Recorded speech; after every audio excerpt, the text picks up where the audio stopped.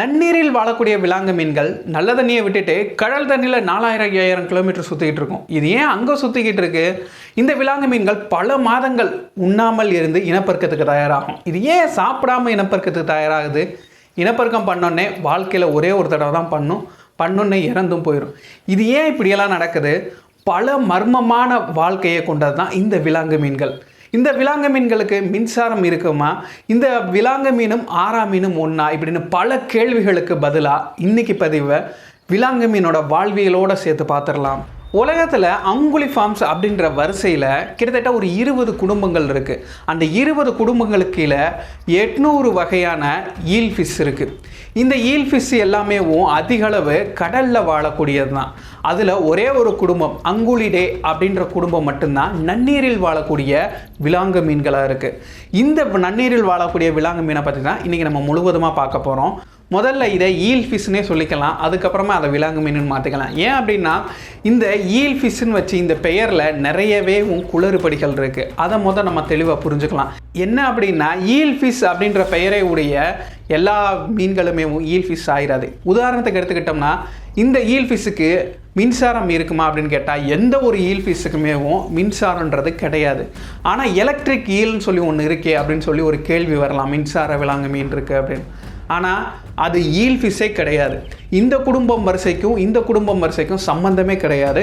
இது வேறு அது வேறு, அதனால் அது ஈல் ஃபிஷ்ஷே கிடையாது. அதுக்கப்புறம் ஸ்பைனி ஈல் அப்படின்னு சொல்லி ஒரு வகை இருக்குது. ஸ்பைனி ஈல் யார் அப்படின்னா அவருக்கு கீழே தான் ஆரா மீன் வருது. நம்ம ஊர்களில் நம்ம நிறையா பேர் பார்த்துருக்கலாம் ஆரா மீனுன்றதும் இந்த ஈல் ஃபிஷ்ன்றது விலாங்கு மீனுன்றதும் வேறு குடும்பமும் வேறு வரிசையும் வேறு, ரெண்டுமே சம்மந்தமே இல்லாதவங்க.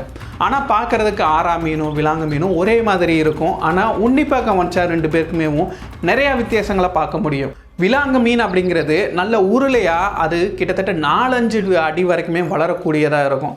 ஆனால் நம்ம ஆரா மீன் இது 2-3 அடி, 3 அடின்றது ரொம்ப பெருசு, இதுக்குள்ளே தான் இருக்கும். விலாங்கு மீன் பார்த்துக்கிட்டா நல்ல உருளையாக இருக்கும். அதனுடைய மூக்கு பகுதி வலுவழுப்பாக இருக்கும். ஆனால் நம்ம இங்கே ஆரா மீன் எடுத்துக்கிட்டோம் அப்படின்னா இது நல்ல நீளமாக தான் இருக்கும், ஆனால் கொஞ்சம் தட்டையாக இருக்கும். இதனுடைய மூக்கு பகுதி ரொம்பவே கூர்மையாக இருக்கும். பார்க்குறதுக்கு யானையோட தும்பிக்கை மாதிரி நீளமாக இருக்கும். அது மட்டும் இல்லை, இந்த ஆரா மீனில் நிறையா உடல் அமைப்பில் நிறையா வரியாக இருக்கும், அப்புறம் நீள்வட்டங்களாக இருக்கும், அப்புறம் கோடுகள் இருக்கும். இந்த மாதிரி நிறையா பேட்டர்ன்ஸ் இருக்குது. முக்கியமாக விலாங்கு மீனோடைய வாழ்வியல் ரொம்ப சிக்கலானது. இங்கே நன்னீரில் இருந்துக்கிட்டு கடலுக்கு போயிட்டு வரும், கடலில் இருந்துக்கிட்டு நன்னீருக்கு வரும். இது இப்படி இதனுடைய வாழ்வியல் இருக்குது. ஆனால் நம்ம ஆரா மீனோட வாழ்வியல் இது நன்னீரில் மட்டும்தான் இதனுடைய வாழ்வியல் இருக்குது. அது மட்டும் இல்லை, ஆரா மீனில் தான் இந்த ஸ்பைனி ஈல், இந்த ஆரா மீன் இந்த வகையில் தான் நம்ம தொட்டிகளில் வளர்க்கக்கூடிய அக்வேரியத்தில் வளர்க்கக்கூடிய பீகாக் ஈல் அப்படின்னு சொல்லுவாங்க.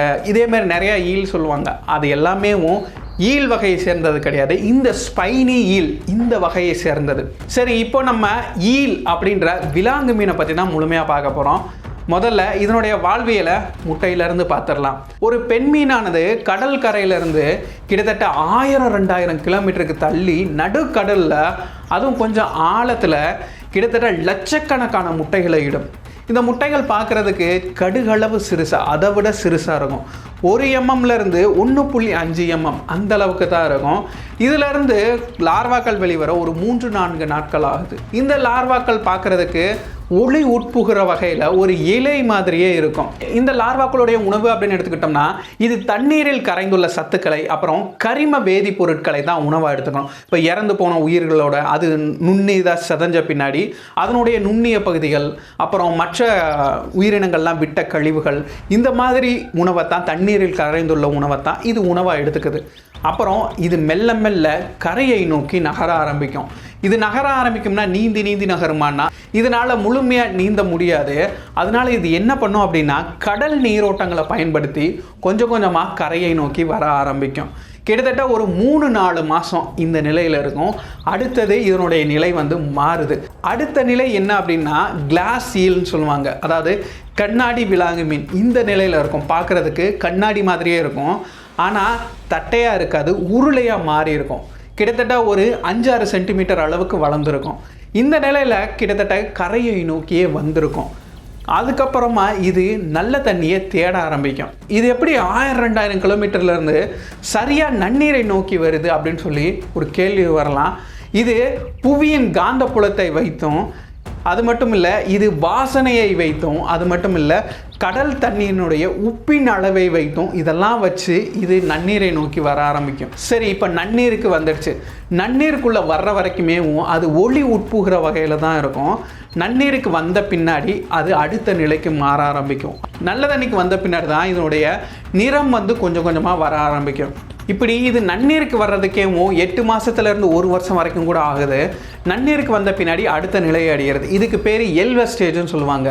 இந்த நிலையில் இது தண்ணியில் நல்ல தண்ணியிலேருந்து நல்ல தண்ணீரின் ஓட்டத்திலேயும் நன்னீரை நோக்கி போக ஆரம்பிக்கும். அதாவது கடல் மட்டத்திலேருந்து இது நன்னீரை நோக்கி உள்ளே போய்கிட்டே இருக்கும். ஒவ்வொரு நாளுமே ஒரு 1/2 கிலோமீட்டர் 1 கிலோமீட்டர் அப்படின்னு சொல்லிட்டு நகர்ந்துக்கிட்டே இருக்கும்.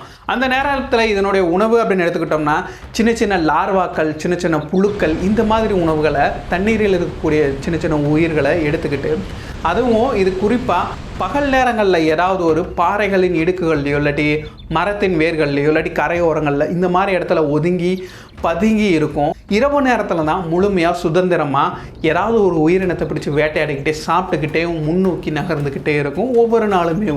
அடுத்த நிலை அடைகிறது எல்லோ ஈல் ஃபிஷ் அப்படின்னு சொல்லுவாங்க. இதுதான் அடுத்த நிலை. ஆனால் இந்த நிலைக்கு வர்றதுக்கே 3-4 மாதம். அதுவும் மட்டும் இல்லை, 100-150 கிலோமீட்டர் கூட தள்ளி வந்திருக்கும். இதை சரியாக இத்தனை கிலோமீட்டர் தான் வந்திருக்கும் அப்படின்னு சொல்லி வரையறை பண்ணவே முடியலை. ஏன் அப்படின்னா இந்த ஈல் ஃபிஷ்னுடைய வாழ்க்கையை இதுதான் இவ்வளவு தான் பண்ணியிருக்குன்னு சொல்லிட்டு துல்லியமான தரவுகள் எங்கேயுமே இல்லை. இன்னமும் இதை பற்றி ஆராய்ச்சிகள் நடந்துக்கிட்டே தான் இருக்குது. 50 கிலோமீட்டர்லேருந்து ஒரு 200 கிலோமீட்டர் அளவு கூட உள்ளே வந்திருக்க வாய்ப்பு இருக்குது. அப்படி தான் தரவுகள் சொல்லுது. சரி, இது உள்ளே வந்த பின்னாடி எல்லோ ஈல் அப்படின்ற இந்த நிலையை அடையும். பார்க்குறதுக்கு மஞ்சள் கலராக இருக்குமா அப்படின்னு கேட்டால் அது அப்படி இல்லை. இது ஏன் எல்லோ ஈல் இந்த நிலைக்கு பேர் மஞ்சள் நிலை அப்படின்னு சொல்லி பேர் வச்சாங்க அப்படின்னா, முதல்ல யூரோப்பியன் ஈல் இதைத்தான் ஆராய்ச்சி செஞ்சாங்க. அதாவது அங்குலிடே அப்படின்ற குடும்பத்தில் 20 வகையான நன்னீரில் வாழக்கூடிய ஈல் மீன்கள் இருக்குது, விலாங்கு மீன்கள் இருக்குது. இதில் இந்தியாவில் ஒரு 3-4 வகை இருக்குது. அதில் தமிழ்நாட்டில் எடுத்துக்கிட்டோம்னா இந்தியன் மோட்டல்டு ஈல் ஃபிஷ் இந்த விலாங்கு மீன் தான் இருக்குது. யூரோப்பியன் ஈல் ஃபிஷ் இதனுடைய வாழ்வியலை ஆராய்ச்சி பண்ணும்போது இது இந்த நிலையை அடையும் பொழுது இதனுடைய வயிற்று பகுதி அந்த யூரோப்பியன் ஈலோட வயிற்று பகுதி மஞ்சள் நிறமாக மாறி இருக்கு. அதனால தான் இது எல்லோ ஈல், இந்த ஸ்டேஜை எல்லோ ஈல் அப்படின்னு சொல்கிறாங்க. இந்த நிலைக்கு வந்தால் இது மஞ்சள் விலாங்கு மீன் அப்படின்னு சொல்லி இந்த ஒரு நிலையை குறிக்கிறதுக்காக தான் இந்த மஞ்சள்ன்றதை குறிப்பிடுறாங்க. இந்த 20 வகையான நன்னீர் விலாங்கு மீனுமேவும் கிட்டத்தட்ட ஒரே வாழ்வியலை அடிப்படையாக கொண்டது தான். கால நேரங்கள் அப்புறம் தூரங்கள் மட்டும் இதில் மாறுபடுது. மற்றபடி எல்லாத்துக்குமே ஒரே வாழ்வியலாக தான் இருக்குது. இந்த நிலையில் தான் ரொம்பவே முக்கியம். ஏன்னா இந்த நிலையில் நிறைய சாப்பிட ஆரம்பிக்கும். அதுவும் இந்த நிலையில் இன்னமும் முன்னோக்கி நகர்றது கிடையாது. ஒரு குறிப்பிட்ட அளவுக்கு இடப்பெயர்ச்சி செய்யுமே தவிர இந்த நிலையில் அதிகமாக ஓய்வு தான் இருக்கும்.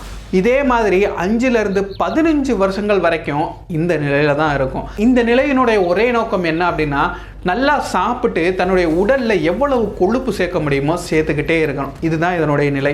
அது மட்டும் இல்லை, இது ஏதாவது ஒரு இடத்துல பதுங்கி தன்னுடைய உயிரின் நிலைப்புத்தன்மையை அதிகப்படுத்திக்கிட்டே இருக்கும். மற்றபடி இந்த நிலையில் பெருசாக ஒன்றும் கிடையாது. அதாவது வளர்ச்சி அடைஞ்சிக்கிட்டே இருக்கும். ஒவ்வொரு வருஷத்துக்கு ஒரு 4-5 சென்டிமீட்டர் அப்படின்னு சொல்லி உயர்ந்துக்கிட்டே இருக்கும். கிட்டத்தட்ட ஒரு 10-15 வருஷங்கள் கழித்து இது அடுத்த நிலையை அடையும். அடுத்த நிலையை அடையிறதுக்கு இதனுடைய உடலியல் மாற்றங்கள் நிறையவே நடக்கும். என்ன அப்படின்னா, இதனுடைய உடலுடைய குடலெல்லாம் ரொம்பவே சுருங்க ஆரம்பிச்சிடும். செரிமான அமைப்புகள்லாம் கொஞ்சம் கொஞ்சமாக செயல்பட குறைய ஆரம்பிக்கும். இந்த ஒரு நிலையில தான் இது அடுத்த பருவத்துக்கு வருது, இனப்பெருக்க பருவத்துக்கு. இந்த நிலையில் இதனுடைய பெயரை சில்வர் ஈல் அப்படின்னு சொல்லுவாங்க. அது மட்டும் இல்லை, எந்த ஒரு உணவையுமே எடுத்துக்காது. அது அந்த மஞ்சள் நிலையில் மட்டும்தான் உணவு எடுத்துக்கிறோம். இந்த நிலைக்கு வந்த பின்னாடி இதனால் உணவு எடுத்துக்கவும் முடியாது. இது நேராக கடலை நோக்கி பயணம் செய்ய ஆரம்பிக்கும். அதாவது ஆற்றுலேருந்து ஒரு 100 கிலோமீட்டர் முன்னாடி வந்துருந்துச்சு அப்படின்னா அந்த 100 கிலோமீட்டரை தாண்டி அதுக்கப்புறம் கடற்கரை ஓரமாக அங்கேருந்து ஒரு 1000-2000 கிலோமீட்டர் தள்ளி நடுக்கடலுக்கு போக ஆரம்பிக்கும். வந்த பின்னாடி ஆழத்துக்கு வந்துடும். அது மட்டும் வந்திருக்குமா அப்படின்னு கேட்டால் அங்கே தான் மிகப்பெரிய மர்மமான ஒரு கேள்வி வருது. என்ன அப்படின்னா, அங்கே அது மட்டும் வந்திருக்காது, பல விலாங்கு மீன்கள் அந்த இடத்துக்கு வந்திருக்கும். இது எப்படி நடுக்கடலுக்கு ஒரே குறித்த நேரத்தில், அது மட்டும் இல்லை குறித்த இடத்துக்கு எல்லா மீன்களும் ஒன்றாக சேருது அப்படின்றது மிகப்பெரிய மர்மமான ஒரு கேள்வியாக இருக்குது. இது எதை வச்சு இத்தனை 1000 கிலோமீட்டர் தாண்டி வந்து இந்த இடத்துல வந்து இனப்பெருக்கத்துக்காக வருது அப்படின்னு இன்னமும் தெரியலை. அதுவும் கிட்டத்தட்ட ஒரு 4-5 மாதங்கள், குறைந்தது 4-5 மாதங்கள் வந்து பயணம் செஞ்சு வந்திருக்கும். வர்ற வழியில் எதுவுமே சாப்பிட்ருக்காது. இந்த எல்லோ நிலையில், அந்த மஞ்சள் நிலையில் தான் சேமித்து வைக்க அந்த கொழுப்புகளை பயன்படுத்தி தான் இது இங்கே வரைக்கும் நகர்ந்து வரும். இனப்பெருக்கத்துக்கு கிட்டத்தட்ட ஒரு 40-50% தன்னுடைய கொழுப்பை அதன் மூலமாக பயன்படுத்தி இந்த இடத்துக்கு வந்திருக்கும். இந்த இடத்துக்கு வந்துட்டு அப்புறம் என்ன, இனப்பெருக்கம் செய்கிறது தான். பெண் மீன்கள் எல்லாமே முட்டையிடும், ஆண் மீன்கள் அதை கருவுற செய்துவிடும். அதன் பின்னாடி முழுமையாக அதனுடைய கொழுப்பின் அளவும் குறைந்துவிடும். அதுக்கப்புறம் ஒரு சில நாட்களில் எப்போன்னு தெரியல, ஆனால் இந்த தாய் மீனும் சரி தந்தை மீனும் சரி கடல்லையே அப்படி இறந்தும் போயிடும்.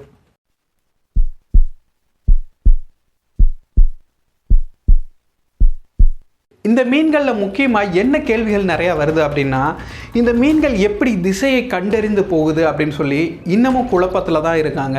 இதுக்கு காரணம் புவியியலோட காந்தப்புலமும் ஒரு காரணமாக இருக்குன்னு கண்டுபிடிச்சிருக்காங்களே தவிர இதெல்லாம் எப்படி செயல்படுதுன்னு இவங்களுக்கு தெரியல. அதே மாதிரி குறித்த நேரத்துக்கு குறித்த இடத்துக்கு எல்லா மீன்களும் தனித்தனியாக தான் வாழ்ந்துட்டு இருக்கோம். ஆனால் சரியான இடத்துக்கு சரியான நேரத்தில் எப்படி வந்து சேருது அப்படிங்கிறதையும் அதுக்கும் இன்னும் ஆதாரம் பூர்வமாக எதுவும் விளக்கம் இல்லை. அது மட்டும் இல்லை, இந்த நன்னீரில் வாழக்கூடிய இந்த விலாங்கு மீன்கள் முட்டையிடுவதை எந்த ஒரு மனிதனும் ஆதாரத்தோடு நேரில் பார்த்தது கிடையாது. இது எவ்வளவு மீன்கள் ஒன்றாக சேர்ந்து முட்டையிடும், இது எவ்வளவு ஆழத்தில் இந்த செயல் நடக்கும், இந்த மாதிரி பல கேள்விகள் இப்போ வரைக்குமே மர்மமாக தான் இருக்குது. அது மட்டும் இல்லை, இந்த லார்வாக்கள் எல்லாமே எப்படி நன்னீரை கண்டுபிடித்து போகுது அப்படின்னு ஒரு சில காரணங்கள் மட்டும்தான் இருக்குது தவிர முழுமையான சரியான காரணங்கள் இன்னும் முழுமையாக்கப்படலை. இந்த இந்தியன் மோல்டட் ஈல், இந்த விலாங்கு மீனோட வாழ்நாள் அப்படின்னு எடுத்துக்கிட்டோம்னா கிட்டத்தட்ட 15 to 20 வருடங்கள் கூட வாழக்கூடியது தான். முக்கியமானது தெரியுதா, கடிச்சிச்சுன்னா அந்த இடத்துல சதையை அப்படியே உறிஞ்சு எடுத்துரும். இதுகிட்ட நாங்கள் போகவே மாட்டோம், ரொம்ப பயப்படுவோம். முழுவதுமாக கடலில் வாழக்கூடிய இந்த மீனை பார்த்து ஏன் பயப்படுறாங்க? இது ஒரு முறா ஈல் அப்படின்ற இதுவும் ஒரு விலாங்கு மீன் தான். இதை தொடக்கூட ஏன் பயப்படுறாங்க? இதனுடைய வாழ்வியல் என்ன அப்படின்றதையும் இதனுடைய சுவாரஸ்யங்கள் எல்லாத்தையும் தெரிஞ்சுக்கலாம் அப்படின்னு நீங்கள் விருப்பப்பட்டீங்கன்னா இதே பதிவை பார்ட் 2 போடலாம். ஆனால் ஒரே ஒரு சின்ன வேண்டுகோள், இதுக்கு ஒரு 1000 லைக் வந்துச்சு அப்படின்னா அடுத்த பதிவு கண்டிப்பாக பண்ணலாம்.